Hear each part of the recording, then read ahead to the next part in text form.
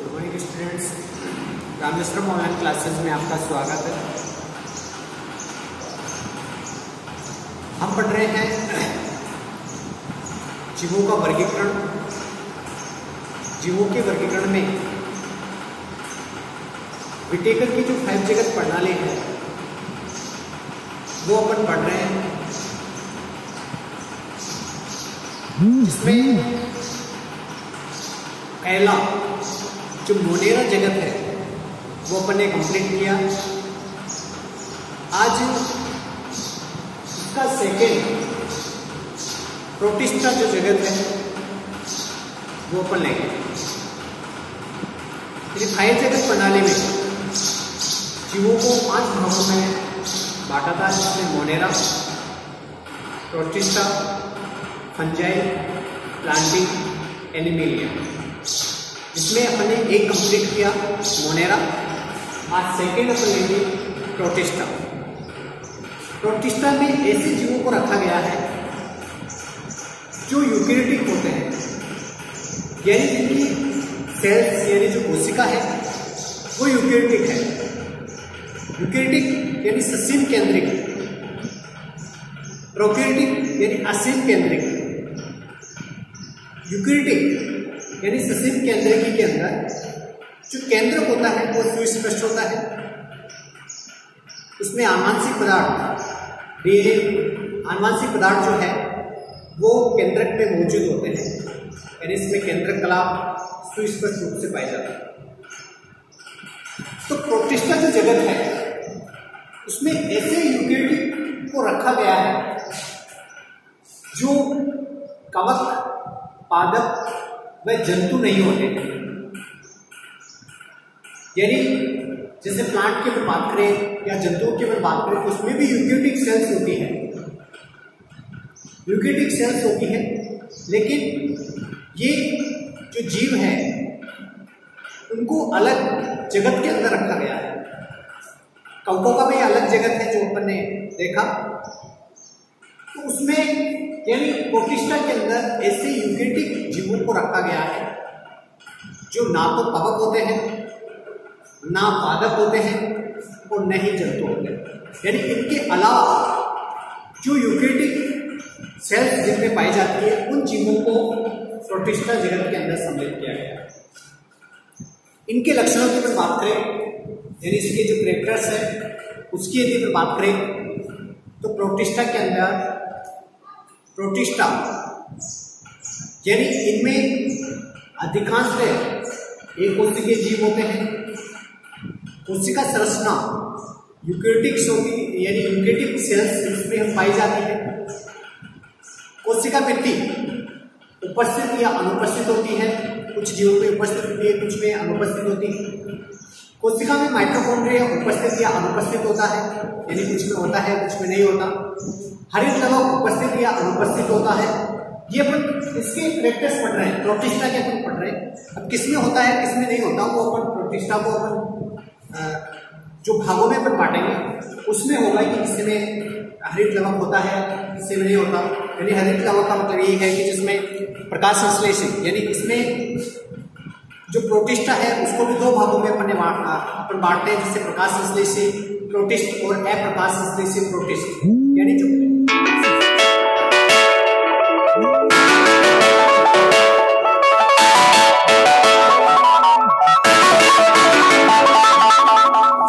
जिनमें प्रकाश नहीं होता वो अप्रकाश। तो हरित लवक जो है वो उपस्थित या अनुपस्थित होते हैं। पोषण की अगर बात करें तो स्वयंपोषी या विषमपोषी प्रकार के होते हैं। स्वयंपोषी यानी जिसमें हरित लवक होगा वो तो प्रकाश संश्लेषी हो जाएगा, यानी स्वयंपोषी हो जाएगा। और जिनमें प्रकाश संश्लेषण की क्रिया नहीं होती वो विषमपोषी यानी परपोषी प्रकार का हो जाएगा।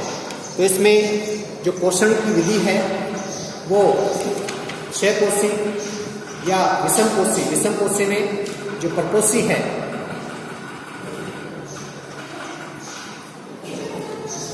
वो इसमें होगा। गमन की अपन बात करें, गमन यानी चलन, वो पक्षमान कशाभिकीय तथा उत्पाद द्वारा होता है। किसी में मक्समा पाया जाता है, किसी में कसाबिका पाई जाती है, कसाबिका फ्लैजेलम इसको भी बोलते हैं, और किसी में उत्पाद पाए जाते हैं, जिससे अमीबा वगैरह में जो चलन की प्रक्रिया होती है वो उत्पादों के द्वारा होती है। जनन के पर बात करें तो उसमें अलैंगिक जनन पाया जाता है, और अलैंगिक जनन में भी मुख्यतः एक तो द्विविभाजन और एक बहुविभाजन। द्विविभाजन में जो जीव दो भागों में बढ़ जाता है, दो स्वतंत्र जीव बन जाते हैं, और बहुविभाजन के अंदर इसमें पहले केंद्र का विभाजन होता है जिससे बहुत सारे केंद्र बनते हैं, और फिर वो प्रत्येक केंद्र से एक नए जीव का निर्माण होता है, वो बहुविभाजन होता है। तो इसमें दोनों प्रकार के अलैंगिक जनन होंगे, द्विविभाजन और बहुविभाजन। अब अपन बात करेंगे प्रोटिस्टा के प्रकार की बात करें तो ये दो प्रकार के होते हैं। एक तो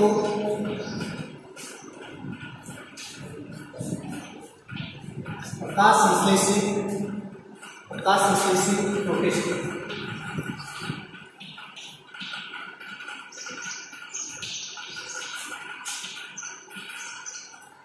और सेकंड हो जाएगा अप्रकाश संश्लेषी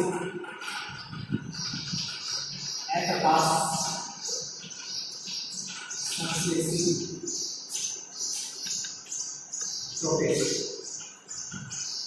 प्रकाश संश्लेषी प्रोटिस्ट यानी इनमें प्रकाश संश्लेषण की क्रिया होती है। ये श्वेतकोषीय होते हैं, और जिनमें प्रकाश संश्लेषण की क्रिया फोटोसिंथेसिस जिसमें नहीं पाया जाता वो अप्रकाशिक क्या होगा, प्रोटिस्ट होगा। अब अपन बात करेंगे पहला प्रकाश संश्लेषी प्रोटिस्ट, ठीक है, यानी खनिज तत्वों की उपस्थिति और अनुपस्थिति के आधार पर दो प्रकार के होंगे, प्रकाश संश्लेषी प्रोटिस्ट और अप्रकाश संश्लेषी प्रोटिस्ट, जिसमें पहला है प्रकाश संश्लेषी प्रोटिस्ट। प्रकाश संश्लेषी प्रोटिस्ट की बात करें, ये जलीय शैवाल होती है। क्या होती है? ये जलीय शैवाल होती है और प्रकाश संश्लेषण की क्रिया में पाई जाती है। ये इनमें ऐसे एक कोशिकीय पादपों को रखा गया है जिनमें प्रकाश संश्लेषण की क्रिया होती है। ये एक कोशिकीय प्रकाश संश्लेषी पादप होते हैं। इन्हें सूक्ष्मदर्शी, जो सूक्ष्मदर्शी है उससे देख सकते हैं। ये जल में मुक्त रूप से तैरने वाला एक कोशिकीय समुद्री शैवाल होता है, यानी जल में ये स्वतंत्र रूप से तैरता रहता है और एक कोशिकीय शैवाल है। इनको निम्न वर्गों में बांटा गया है। जो प्रकाश संश्लेषी प्रोटिस्ट है इनको निम्न वर्गों में बांटा गया है, जिसमें पहला है क्राइसोफाइटा।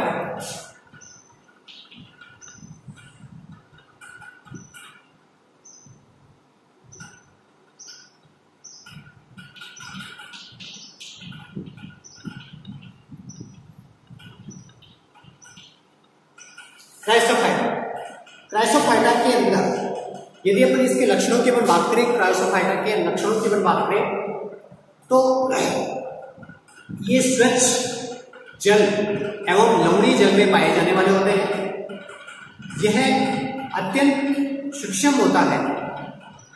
ये जलधारा के साथ बहता रहता है। जिस प्रकार से जलधारा बहती है, यानी जल जैसे जैसे बहता है वैसे वैसे ये जल के साथ में बहता रहता है। इनमें कोशिका भित्ति पाई जाती है और कोशिका भित्ति के ऊपर सिलिका का जमाव पाया जाता है। इसका जमाव होता है, सिलिका का जमाव इसके कोशिका की भित्ति के ऊपर पाया जाता है। इसके मृत होने पर, यानी जब ये शैवाल मृत होती है काफी ज्यादा मात्रा में जिस एरिया के अंदर पाई जाती है, और जब वो मृत हो जाती है तो उनकी जो मृदाएं हैं वो डाइएटमी कहलाती है। क्या कहलाती है?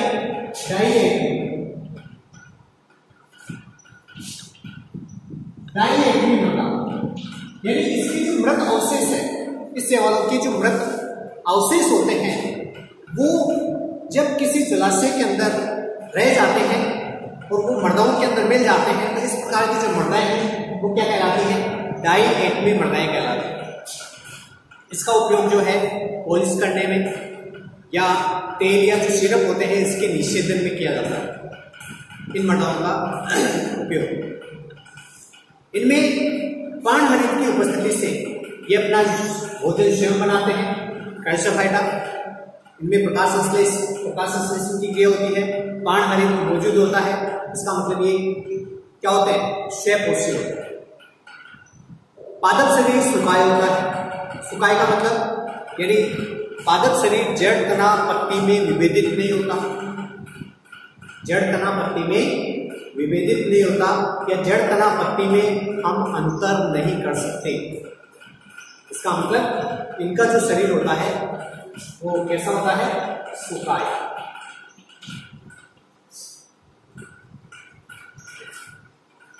यह अलैंगिक एवं लैंगिक विधि से जनन करता है। इनमें जो जनन की क्रिया है वो लैंगिक या अलैंगिक दोनों प्रकार की होती है। जैसे डायरेक्ट, इसके उदाहरण देंगे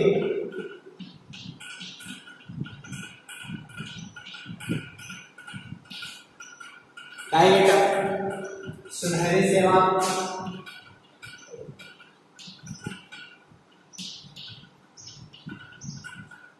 ये पहला हो गया क्राइसोफाइटा।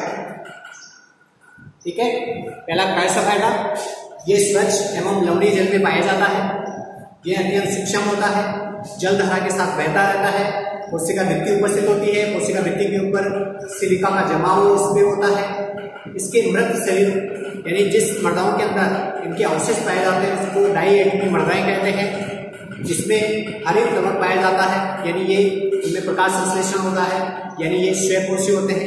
इनका शरीर सुकाय होता है, यानी जड़ तना पत्ती में अंतर हम नहीं कर सकते। इनमें अलैंगिक जनन पाया जाता है, और इसके जो उदाहरण है डायरेक्ट और सुनहरे सेवा वाले।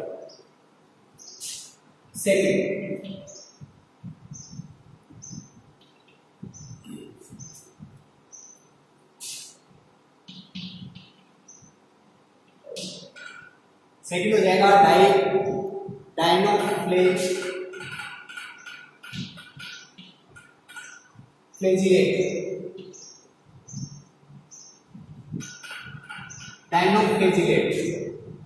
इसके लक्षणों की अपन बात करें तो मुख्यतः समुद्र में पाया जाता है।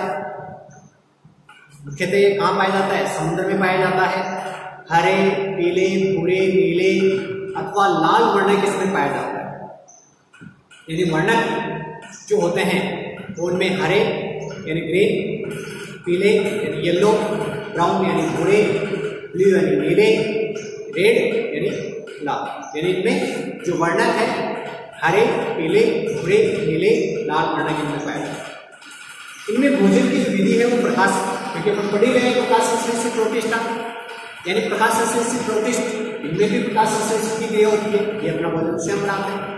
इनका जो शरीर है उस पर 2 कसाब पाया जाता है, यानी कसाबों की संख्या इसमें कितनी होती है, 2 होती है। इनका शरीर भी सुकाय होता है, यानी इनका शरीर भी कैसा होता है, सुकाय होता है। इनमें इनके जो विष होते हैं, यदि ज्यादा मात्रा में यदि ये होते हैं, मौजूद होते हैं, तो इनके जो विष होते हैं वो विष जीवों यानी जंतु एवं मछलियों के लिए हानिकारक होता है। यानी काफी ज्यादा मात्रा में होने से, यानी इनके विष काफी ज्यादा मात्रा में होने से जंतु व मछलियां क्या हो जाती है, मर जाती है। जैसे गोनिया लिप्स,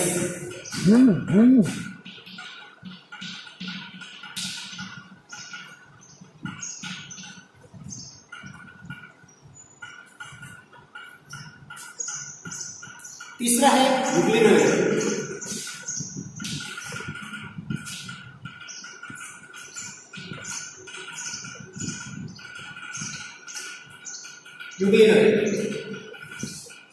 यूग्लिनोइड के लक्षणों की बात करें, ये स्वच्छ एवं स्थिर जल में पाया जाता है। स्थिर का मतलब जैसे कोई जलाशय है, तालाब है, स्थिर रहता है। एक तो गतिशील जल होता है और एक होता है स्थिर जल। ये स्वच्छ जल और स्थिर जल में रहते हैं, या स्थिर जल में पाया जाता है।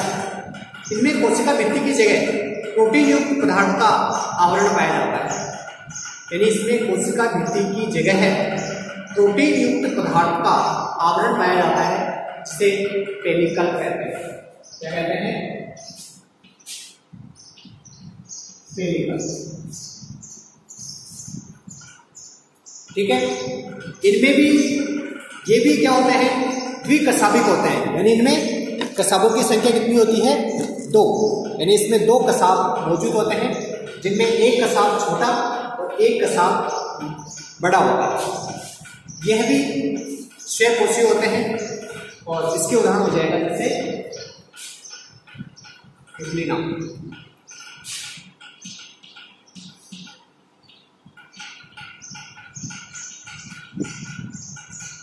जैसे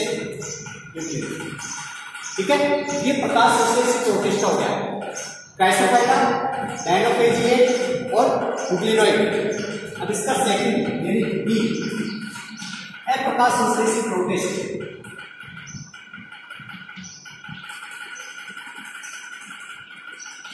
प्रकाश संश्लेषित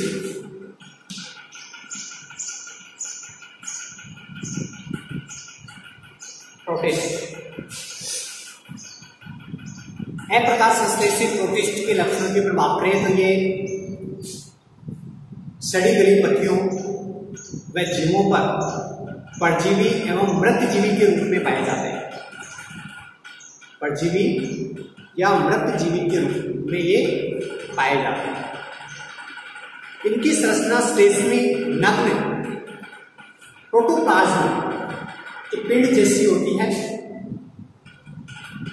इनमें जो प्रोटोप्लाज्म में अनेक नाभिक एवं रसधानियां इसमें पाई जाती हैं। इनमें जो जनन होता है वो बीजाणु के द्वारा होता है, यानी बीजाणु जनन के अंदर बीजाणुओं का निर्माण होता है और बीजाणु धानी के अंदर बीजाणु बनते हैं और उसका स्फुटन हो जाता है और प्रत्येक बीजाणु जो है वो एक जीव को जन्म देता है। ठीक है। इसमें अपन लेते हैं प्रोटोजोआ।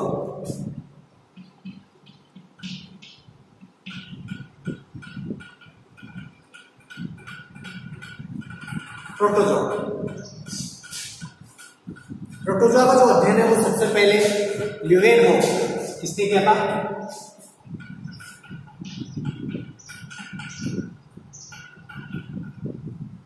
ल्यूवेनहोफ ने किया था और सूक्ष्मदर्शी की सहायता से उन्होंने देखा ये एक कोशिकीय होता है और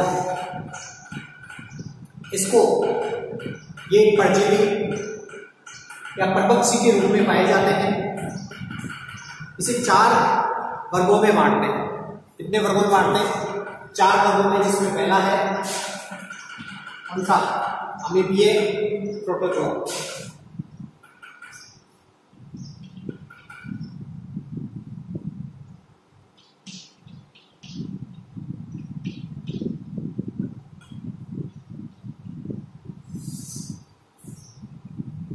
अमीबीय प्रोटोजोआ यह खारे मीठे पानी में पाए जाने वाला है, यानी खारे और मीठे दोनों प्रकार के पानी के अंदर ये पाए जाते हैं।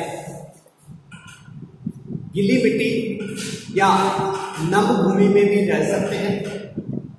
यदि पानी नहीं हो तो मृदाएं ज्यादा नम्न हो, ज्यादा गीली हो, उसके अंदर भी ये मौजूद होते हैं। इनमें गमन की क्रिया फुटपाथ के द्वारा होती है। फुटपाथ यानी इसमें फुटपाथ बनते हैं, बिगड़ते हैं, बनते हैं, बिगड़ते हैं। तो इसमें पैरों के समान संरचनाएं बन जाती है, फिर बिगड़ जाती है। वो फुटपाथों की सहायता से, जैसे कोई पत्थर लुढ़कता है वैसे उसमें फुटपाथ बनते रहते हैं, जिससे उनमें थोड़ी बहुत गति होती रहती है। इनमें गमन जो होता है वो फुटपाथों के द्वारा होता है। ठीक है। जैसे अमीबा, प्लाज्मोडियम, इनमें जो रक्त है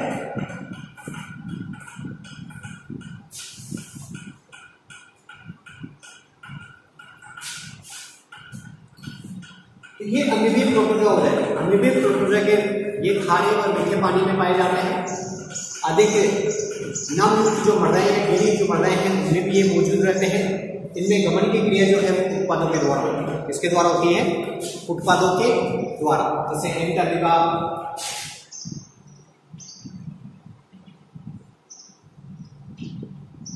एंटरिंग। सेकेंड इसका जो होता है वो कसाबी प्रोटोजोआ,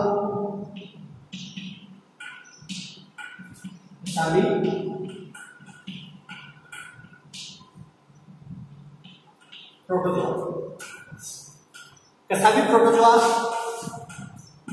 एक कोशिकीय एवं जलीय होता है।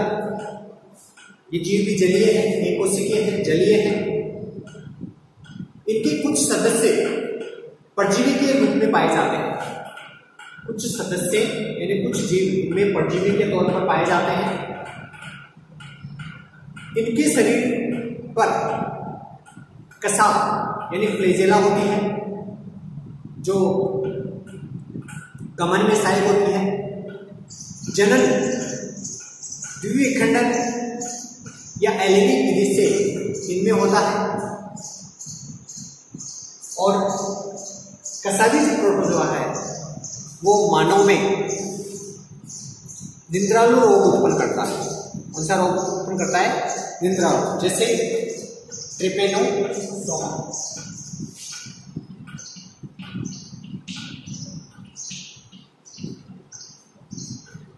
तीसरा जो प्रोटोजोआ है वो है पक्षमावी प्रोटोजोआ।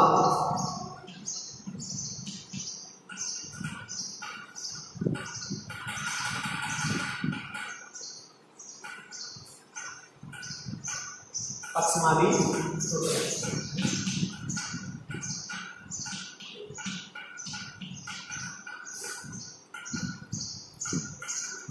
ये जलीय एक कोशिकीय यूकेरियोटिक होते हैं, यूकेरियोटिक जीव होते हैं। पक्षमाप द्वारा इनमें गति होती है, इनमें फ्लैजेला के द्वारा गति होती है, इसमें पक्षमाप के द्वारा इनमें गति होती है, इनमें कसाबिका के द्वारा, इनमें पक्षमाप के द्वारा। इनके शरीर में एक गुहा पाई जाती है। क्या पाई जाती है? गुहा। और जनन इसमें एलिनिक या कायिक विधि से होता है। एलिनिक या कायिक विधि से। इसका उदाहरण रहेगा जैसे कैरामिस।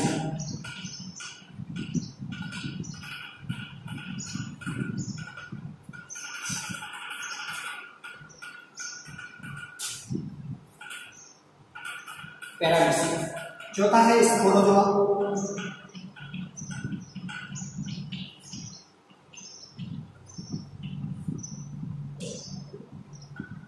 स्पोरोजोआ यह समुद्र के यह समूह है कि समूह जीव में पाए जाते हैं, यानी समूह के अंदर पाए जाते हैं। ये अधिकांश जीव परजीवी होते हैं। इनमें बीजाणु अवस्था पाई जाती है। स्पोरोजोआ यानी इसमें कौन सी अवस्था पाई जाती है? बीजाणु अवस्था पाई जाती है, जिससे प्लाज्मोडियम।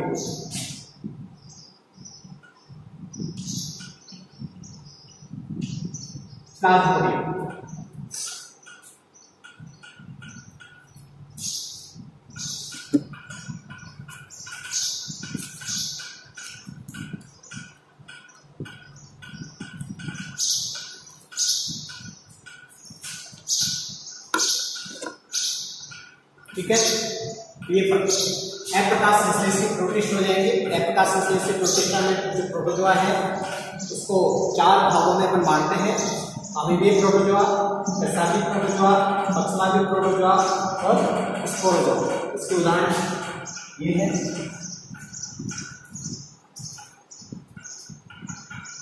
ठीक है, ये अपना जो प्रोटिस्टा है वो कंप्लीट है। इसके लक्षण अपने पढ़े, इसको कितने भागों में बांटा, उनमें कौन कौन से लक्षण होते हैं, उनके जो कैरेक्टर्स है वो अपने देखे प्रोटिस्ट में। ठीक है, अगली क्लास में अपन अगला लेंगे पंजय।